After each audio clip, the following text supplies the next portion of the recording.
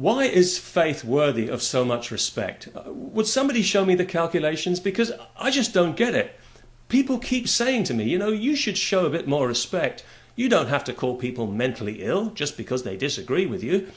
Well, it's not because they disagree with me that I call them mentally ill. It's because of what they believe about reality and, more importantly, what they want to do with those beliefs. I mean, if that's all it was, just a belief, well then I'd have no problem giving religion all the respect it wants. In the same way that I respect a person's dress sense or the decor in their home, even if I found it tasteless, I would respect them enough not to say so. But religion is more than just a belief. Religion wants to impose a universal morality, which is why it has always attracted the kind of person who thinks other people's private lives are their business. And giving respect to this mentality is exactly what's got us into the mess that we're in.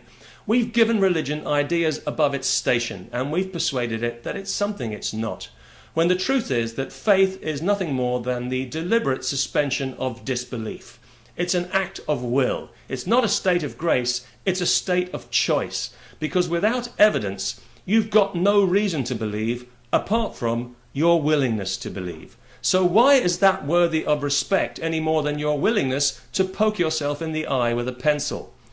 And why is faith considered some kind of virtue? Is it because it implies a certain depth of contemplation and insight? I don't think so. Faith, by definition, is unexamined. So in that sense, it has to be among the shallowest of experiences. And yet, if it could, it would regulate every action, word and thought of every single person on this planet. Because, let's not forget, even an impure thought is a sin. Well, I think that belief in God is an impure thought. It pollutes our understanding of reality. It gets in the way. And it brings out the worst in the best of us, so that we're even prepared to stoop so low as to poison the unformed minds of the people we love the most, our children. By the time they're old enough to think for themselves, it's too late. They've been well and truly hypnotized. I'm sorry, but there's no nice way to say this.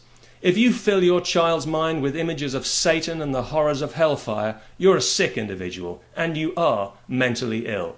And the only reason you don't know this is because you've been indulged for far too long by people and institutions that really ought to know better. The truth is, your beliefs are infantile. Your scriptures are lies, and your gods are illusions. And I can say that with all due respect, because no respect is actually due. And besides, anyone who has to demand respect automatically deserves ridicule. If you deserved respect, you'd already have it. You'd be rolling around in it like a televangelist in other people's money. No, what you deserve is mockery. But I'm a reasonable person, and I want to make an effort, so I'll tell you what I'll do.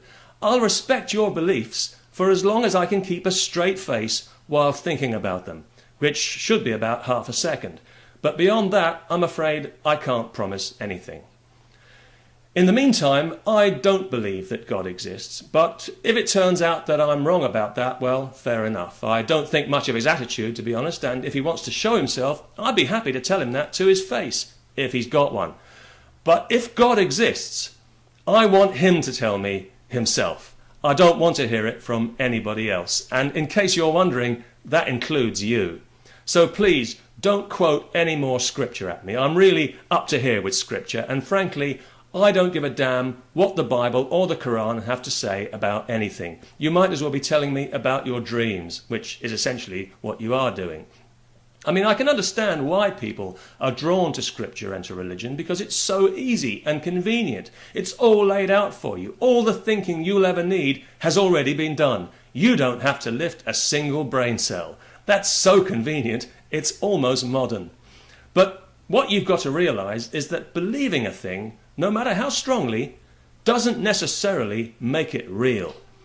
I mean, you could be hypnotized into believing that you're a chicken, but you can't reasonably expect other people to share that belief, at least until they see a few eggs. And that's the bottom line here, evidence. If you show me a few eggs, then I will believe that you are a chicken, or a Christian, or a Muslim, or whatever the hell it is that you think you are. But until then, please don't tell me not to mock your beliefs. That's like telling me not to laugh at your toupee.